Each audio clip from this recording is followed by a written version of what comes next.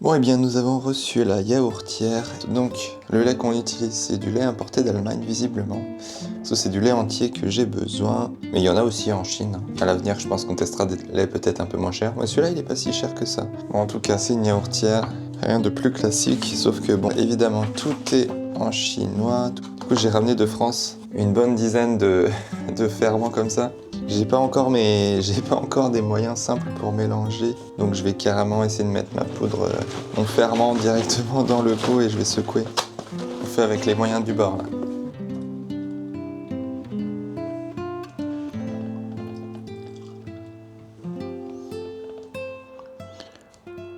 La suite dans 8 heures.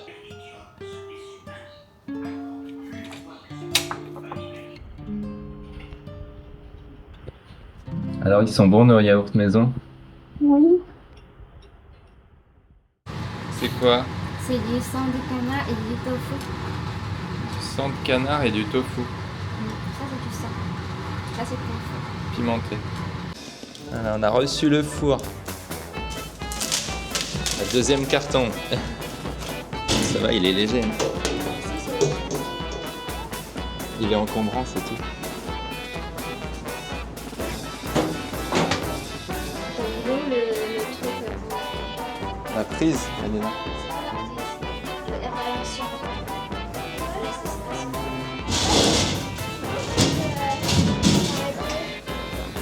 Ah, l'aération est là. Bah, c'est déjà fini, là.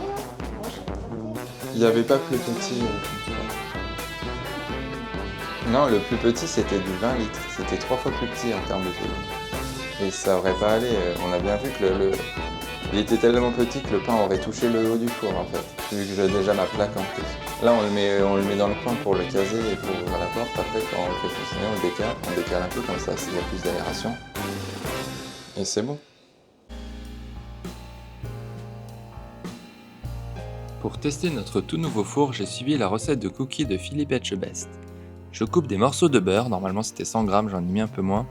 Dans la recette, il utilise aussi de la cassonade, ça tombe bien, en Chine on utilise beaucoup le sucre roux, donc on en trouve beaucoup, ça s'appelle rong-train. J'ai aussi utilisé 225 g de farine française, 5 g de levure chimique, et on vient travailler la pâte. Bon, c'est la première fois que je faisais des cookies, donc j'étais pas super à l'aise. Bref, j'ai presque oublié de rajouter les 100 g de pépites de chocolat. Donc voilà le fameux four chinois, il n'est pas super hermétique, donc pas sûr de la température réelle. Du coup, au vu de la consistance des cookies, on l'a peut-être sorti un peu trop tôt, on l'a réenfourné. Ma femme n'a pas pu s'empêcher de goûter. Un peu trop sucré à son goût, donc on réduira la prochaine fois. D'ailleurs, en Chine, les pâtisseries sont souvent bien moins sucrées, et c'est pas plus mal.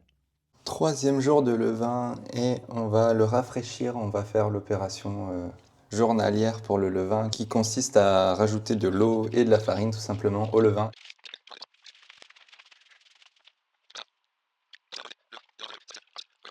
Et donc il est ici et en fait si vous savez pas le levain il faut l'entretenir tous les jours et en fait tous les jours on vient doubler son volume. Ce qui fait que si on jetterait pas la moitié à chaque fois on aurait des quantités qui doubleraient chaque jour et voilà. Le but du levain c'est de l'utiliser pour faire du pain. Mais on peut aussi l'utiliser pour faire des pancakes, ce qu'on va faire dès maintenant. Donc je vais préparer ma recette de pancakes et je l'utiliserai demain matin pour le petit matin. On aura des pancakes. On l'a déjà fait une fois, ça marche bien, donc j'ai du levain qui fonctionne. Je vais vous le montrer tout de suite. Donc voilà, il fait des bulles, c'est bon signe. Et j'en mets partout, ça commence bien.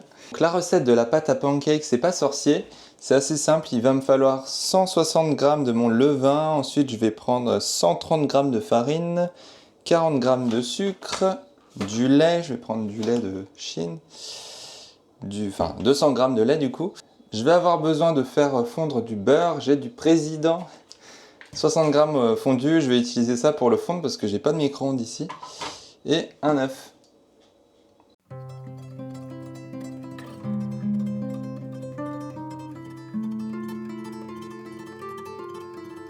Rajouter des graines de sésame, j'ai acheté des graines de sésame en Chine. Ok. C'est des graines de sésame comme sur les gâteaux chinois, là, les desserts chinois, les nougats chinois là. C'est ceux-là, c'est pas ceux qui sont noirs.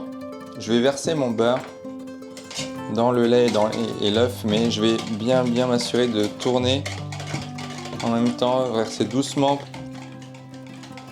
Ok. Je vais incorporer mon levain. Et là, bon, c'est à peu près mélangé. Voilà, il y a des bulles, donc c'est bon signe. Et après, en fait, ce qui est important, c'est la partie qui reste va me servir à en renouveler et ça évitera d'avoir une quantité qui double à chaque fois. Donc voilà, on sait plus quoi en faire du levain quand on en fait. Bon, bah du coup, il m'en reste au fond. Là, je vais tout laver. Après, en fait, régulièrement, il faut laver tout parce que sinon, ça sèche et ça finit par faire des moisissures. Bon, moi, j'y vais comme ça. Hein. Voilà, on n'a pas tant de grumeaux que ça. Voilà, chacun fait à sa sauce. Hein. Bon, de temps en temps, on prend à emporter, on fait des livraisons, on prend des repas à emporter et du coup, bah, on se retrouve avec du plastique. Mais bon, ça nous arrange parce que finalement, on peut s'en servir comme récipient. Voilà, quitte à... Au lieu de jeter, autant réutiliser. Hein. Parce que bon, c'est un peu le problème en Chine, globalement. Je trouve qu'il y a une utilisation assez importante de plastique et d'emballage, un peu plus qu'en Europe. Il n'y a pas eu encore les restrictions que nous, on a pu avoir avec voilà, des policiers qui réduisent un peu le plastique. Je trouve qu'en Chine, c'est encore beaucoup utilisé. Mais bon, pareil à Paris, hein, on peut faire le même reproche. Hein. Il y a beaucoup de trucs à emporter qui utilisent beaucoup de plastique. Hein. C'est pas incroyable. Écoutez, je vais rajouter une petite cuillère à café de bicarbonate. C'est du bicarbonate chinois. Ok, j'en mets vraiment un fond de main, une paume de main. Le must, c'est quand même d'avoir une spatule pour pas en gâcher une miette. Hop. Donc ça part au frigo et on se retrouve tout de suite pour la cuisson demain matin. Bonjour à tous, c'est le matin et on va pouvoir faire nos pancakes. Donc un truc que j'ai oublié hier, c'est de mettre un peu d'extrait de vanille pour donner un peu plus de goût. Un peu d'huile sur la poêle. Voilà, j'en fais 3 à la fois. Gagner du temps.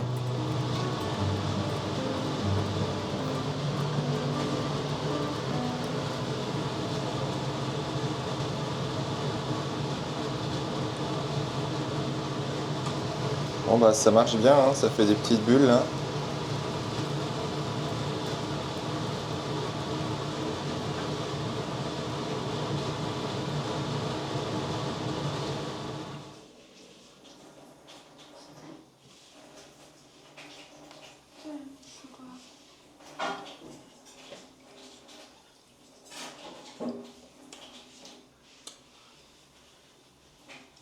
Et me voilà de nouveau à utiliser mon levain, cette fois-ci pour préparer de la pâte à pizza. 4 heures de repos, et puis ensuite ça part au frigo. Le lendemain, on ressort la pâte, et pendant qu'elle se réveille, je pars en cuisine préparer la garniture. Je vais ici la pré-cuire pour faire évaporer un peu l'eau. Sinon, ici en Chine, j'ai aussi trouvé du fromage, j'ai réussi à importer du gruyère, du chèvre et du bleu. Et aussi quelques charcuteries. Bon, je retourne étaler ma pâte, là elle est un peu élastique, donc ça va être des petites pizzas. On enfourne pour 20 minutes pour tester ce nouveau four. Malheureusement, il ne chauffe pas aussi fort qu'il faudrait, mais ça fait quand même le taf. Bon, j'ai été un peu trop gourmand sur la garniture et on servira les légumes à côté. J'en fais toujours un peu trop. La pâte n'était pas assez cuite, mais on s'améliorera pour la prochaine fois. Et d'ailleurs, le prochain challenge, ça sera sûrement de faire du pain. Voilà, souvent en Chine, on trouve pas mal de brioches comme ça. Elles sont pas mauvaises, elles sont assez bonnes. Moi j'aime bien celles qui sont complètes, je crois que c'est celle-là. Et parfois ça m'arrive de prendre celle au raisin aussi, mais ça dure moins longtemps. Alors je ne connaissais pas le Coca-Cola citron. Bon, il y a quelques vins français, il y a du martini aussi.